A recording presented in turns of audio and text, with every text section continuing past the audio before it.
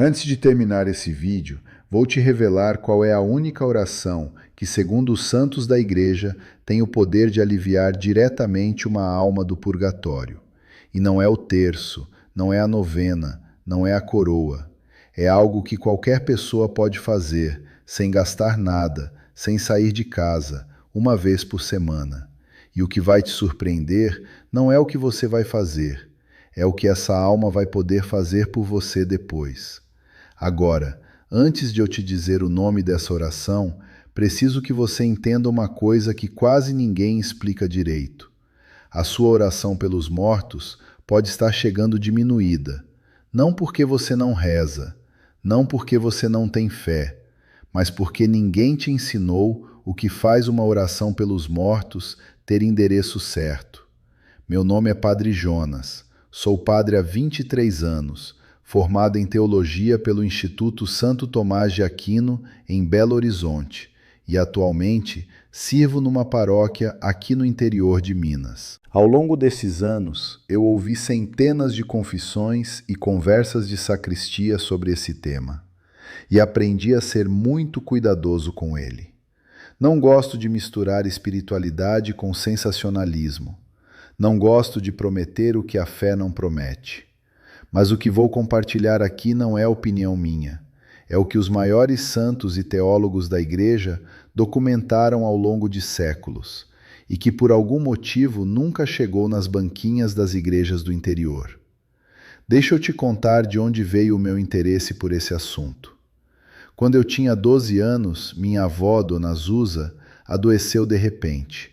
Ficou de cama 3 semanas. Naquelas 3 semanas ela me pediu uma coisa só, que rezasse o terço com ela toda noite, segurando a mão dela. Eu rezava sem entender muito. Sabia a letra, sabia a sequência.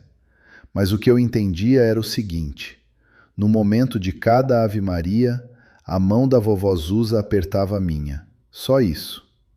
Quando ela morreu, o que mais pesou não foi a saudade imediata. Foi uma pergunta que ficou por anos dentro de mim. Eu fiz o suficiente? As orações que rezei com ela valeram alguma coisa? Foi essa pergunta de menino que, décadas depois, me fez estudar a doutrina do purgatório com uma seriedade que poucos padres dedicam a esse tema. E hoje, quando gravo um vídeo sobre esse assunto, eu me faço sempre a mesma pergunta antes de começar. Minha avó, Dona Zusa, entenderia isso? E isso aliviaria o coração dela? Hoje, o que vou revelar aqui são 3 coisas. A primeira vai mudar a forma como você entende o purgatório. A segunda vai te mostrar um erro que parece devoção, mas que pode estar reduzindo o alcance das suas orações. E a terceira, que vou revelar no final, é a que eu prometi no início. Não pula. A terceira é a mais importante. Antes de entrar nesse assunto, eu preciso te dizer uma coisa. Se você chegou nesse vídeo, provavelmente tem alguém no coração, alguém que já partiu e que você ainda carrega na oração. Eu quero que você não perca nada do que vamos conversar aqui, nem hoje, nem nas próximas semanas. Por isso, se inscreve no canal agora. É gratuito e cada vídeo novo vai chegar direto para você. E se já nesses primeiros minutos você sentiu que esse assunto te pertence, deixa um like. Não é métrica para mim, é você dizendo que esse trabalho vale a pena continuar. Agora sim, vamos ao que importa. Antes de entrar nas revelações, eu preciso que você entenda o mecanismo espiritual por baixo de tudo isso. Porque se você não entende o mecanismo, as instruções parecem superstição, e não são. Santa Faustina Kowalska, mística polonesa canonizada por São João Paulo II, registrou no seu diário, obra reconhecida pela Igreja, que Jesus lhe mostrou almas em purificação e disse que as orações e as obras de misericórdia praticadas em favor delas as aliviam e que devemos derramar sobre elas os torrentes da misericórdia. Essa frase não é poesia. É a descrição de um mecanismo real dentro da teologia católica. As orações dos vivos chegam às almas em purificação, não como metáfora, como realidade espiritual.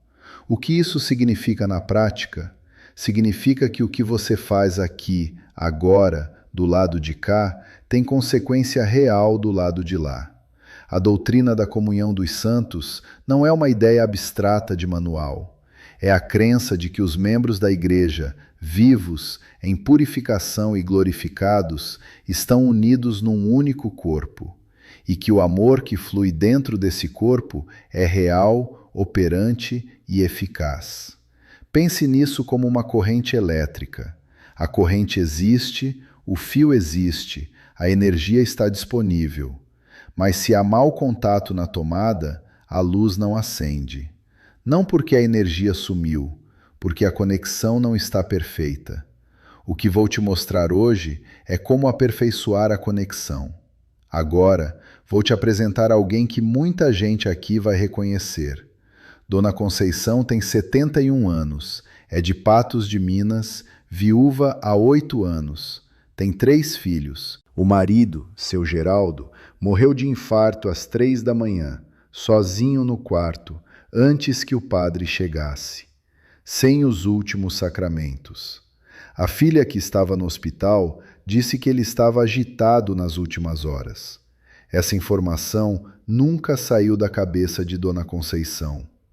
Ela reza o terço todo dia às 6:30 da manhã, com o terço que ganhou da mãe na primeira comunhão, dezenas já partidas e remendadas com linha.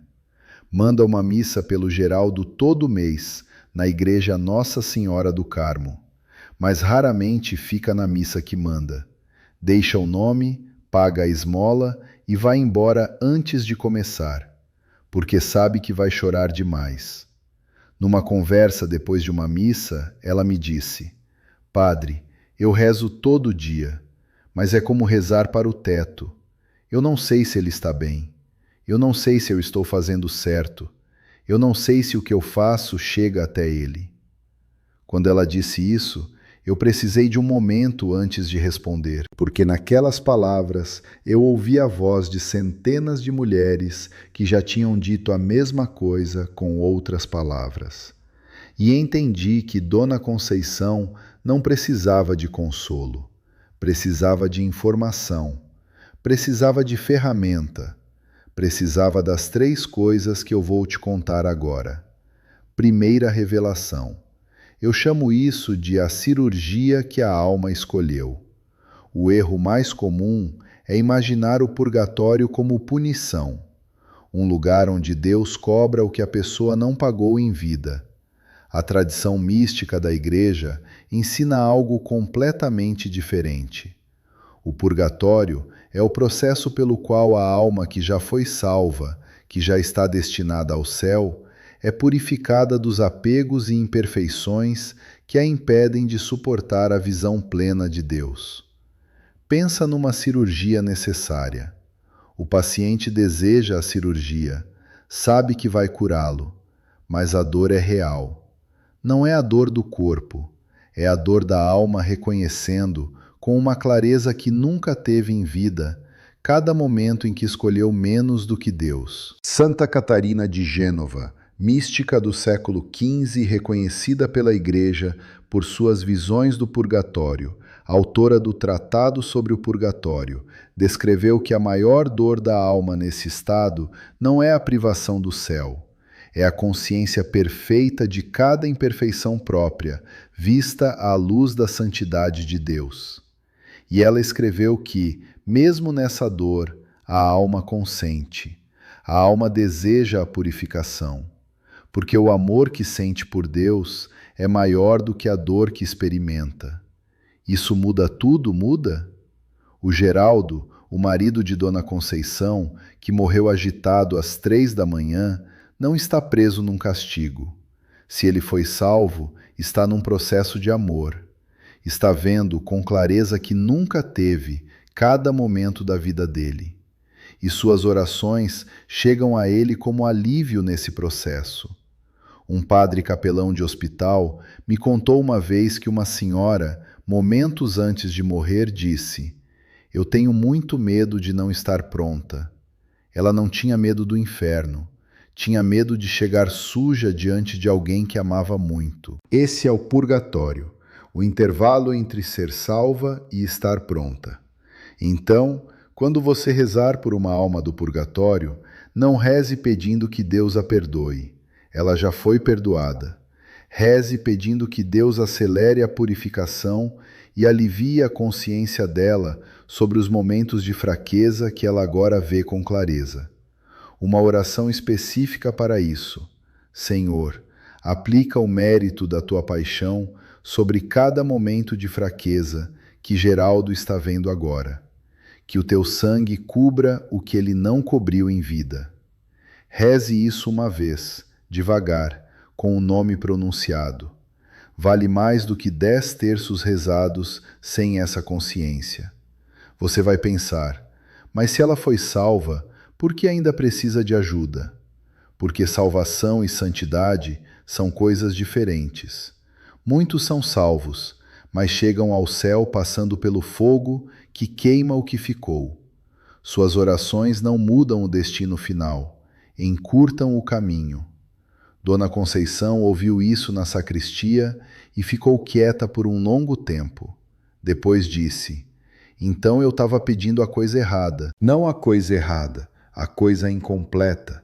E isso ela podia corrigir ainda hoje. Segunda revelação.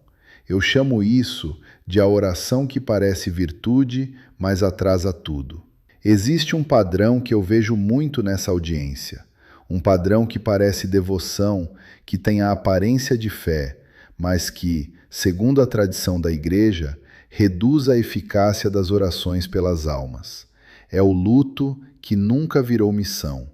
Quando a oração pelos mortos nasce mais da necessidade de aliviar a própria dor do que de interceder pela alma do outro, ela perde parte de sua direção espiritual.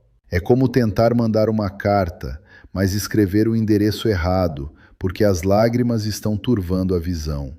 Não é pecado, é humano, mas há uma diferença entre rezar pela alma e rezar pela sua própria falta do outro. São Luís Maria Grignon de Montfort, doutor da devoção mariana e autor do Tratado da Verdadeira Devoção à Virgem Maria, ensinou que a eficácia da intercessão depende da intenção e da liberdade interior de quem ora. Uma oração feita em estado de apego desordenado, mesmo sendo sincera, chega diminuída, porque parte de um coração dividido entre o pedido a Deus e a recusa da vontade de Deus. Com cuidado, um dia eu perguntei a Dona Conceição: você reza pedindo que o Geraldo seja liberto ou reza porque não aguenta a falta dele? Ela ficou em silêncio, um silêncio longo, e então disse: as duas coisas, padre, mas a segunda é maior. Essa distinção não pede que ela pare de sentir falta, pede que ela mude a postura da oração. Em vez de Senhor, eu não aguento sem ele, rezar: Senhor, ele está nas tuas mãos e eu confio, liberta-o. Antes de começar a oração pelos seus mortos, faça esta declaração em voz alta, não no silêncio mental, em voz alta, mesmo que em sussurro. Eu aceito que Geraldo está nas mãos de Deus. Eu solto o que era meu e ofereço esta oração pelo bem dele, não pelo alívio meu. Faça isso toda vez por 7 dias consecutivos. Observe a diferença na qualidade do que você sente ao rezar. Você vai pensar, mas rezar chorando não é mais sincero? Sinceridade não é o mesmo que eficácia espiritual. Choro pode ser sinal de amor, ou pode ser sinal de apego. A diferença está no endereço. A oração está chegando à alma do outro ou está circulando dentro de você? Quando Dona Conceição entendeu isso, ela disse que foi a primeira vez que sentiu a oração como um gesto de amor pelo Geraldo, e não como uma ferida sua que precisava de curativo.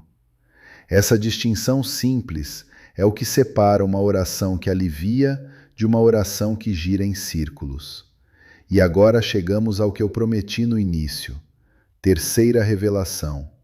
Eu chamo isso de a oração que nenhuma alma do purgatório recusa. Antes de te dizer o que é, quero que você se reconheça em alguns sinais.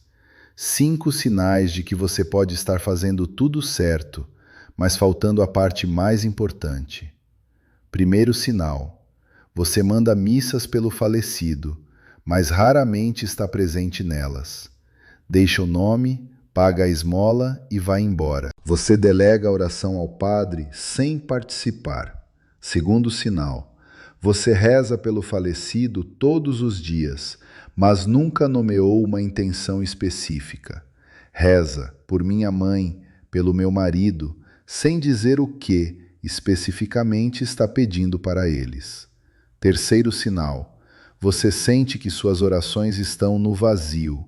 Reza, mas não sente que estão chegando a algum lugar. É como rezar para o teto. Quarto sinal: você já deixou de rezar por alguém porque já faz muito tempo, como se houvesse uma data de validade para a intercessão. Quinto sinal: esse é o que poucos têm coragem de dizer em voz alta. Você reza pelos seus mortos todos os dias, com dedicação real, com fé real, mas nunca pediu a eles que rezassem por você. Nunca tratou essa relação como uma relação de mão dupla. Se você se reconheceu em 3 ou mais desses sinais, esta revelação é diretamente para você. A Santa Missa é, unanimemente na teologia católica, o ato de maior valor espiritual que pode ser oferecido por uma alma do purgatório. Não porque é longa, não porque é bonita, mas porque não é uma oração humana. É a renovação incruenta do sacrifício de Cristo. Mas há um elemento dentro da missa que quase toda essa audiência subestima. É a intenção nomeada e consciente no momento do ofertório. O momento em que o padre eleva o pão e o cálice antes da consagração. A maioria das pessoas manda a missa, paga a esmola e vai embora. Ou fica, mas não faz nada naquele momento específico. Santo Afonso Maria de Ligório, doutor da Igreja e fundador dos Redentoristas no século XVIII, escreveu na Preparação para a Morte que entre todos os sufrágios pelas almas, a Santa Missa é incomparavelmente superior, e que a presença consciente do fiel, unindo sua intenção à do sacerdote no momento do ofertório, constitui uma forma de cooferenda que aumenta o valor da missa para a alma intencionada.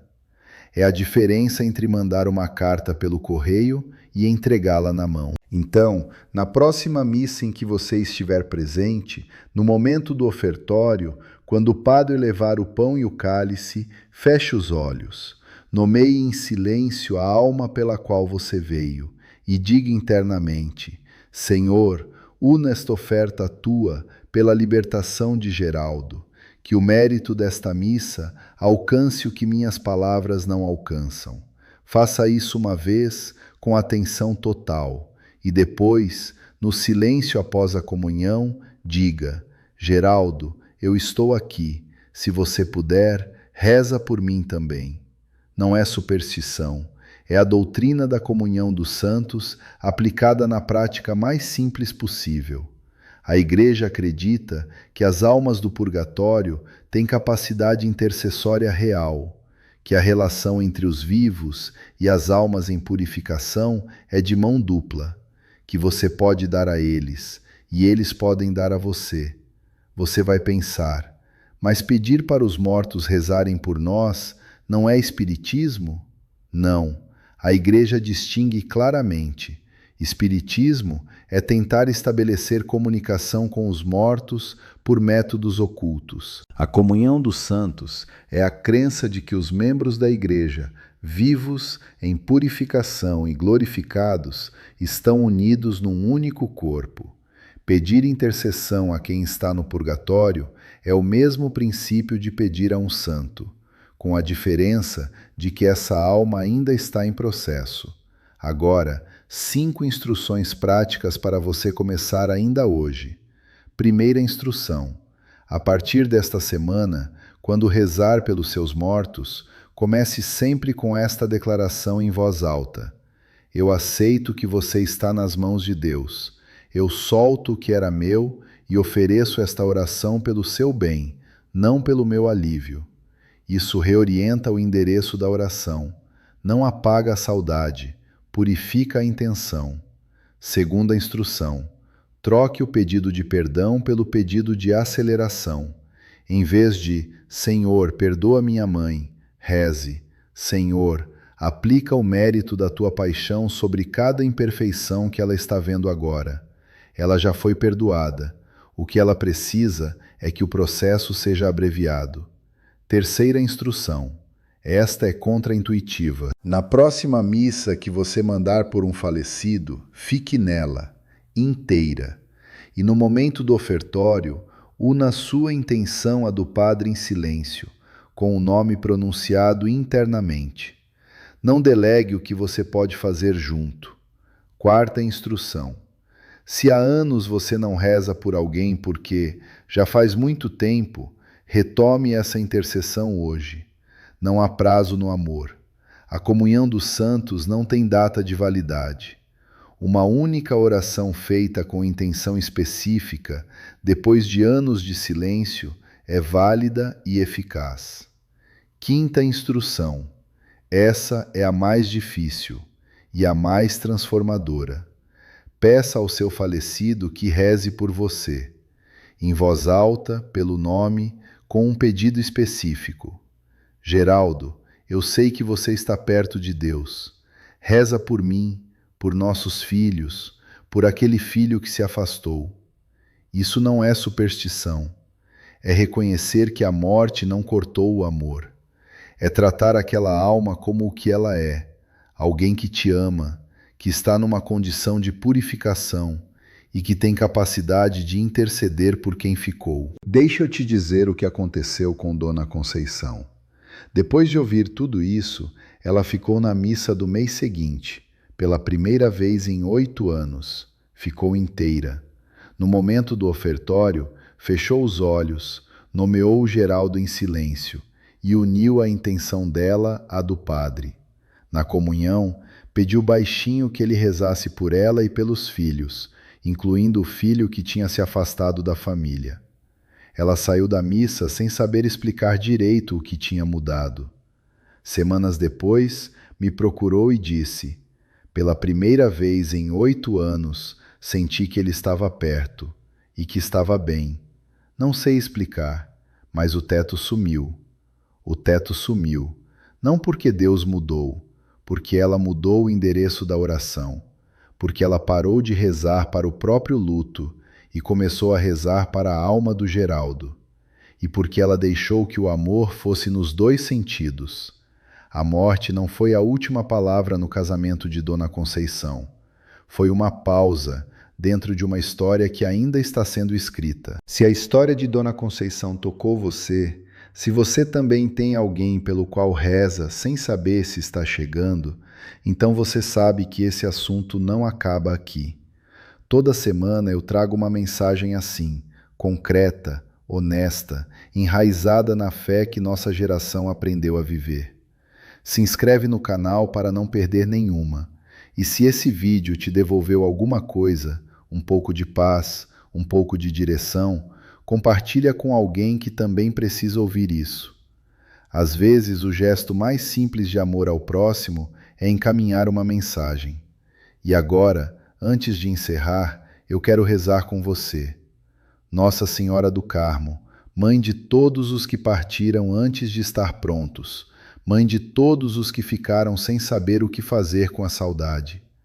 Neste momento, eu te entrego cada pessoa que está assistindo esse vídeo agora. Cada uma delas tem um nome guardado no coração. Um nome que pronuncia em silêncio toda manhã. Um nome pelo qual acende uma vela, pelo qual manda uma missa, pelo qual chora às vezes, sem saber bem porquê. Senhor Jesus Cristo, Tu que desceste ao encontro das almas antes de subir ao Pai, aplica sobre cada alma que está sendo lembrada agora o mérito infinito da Tua paixão. Que o que não foi concluído em vida seja concluído no amor.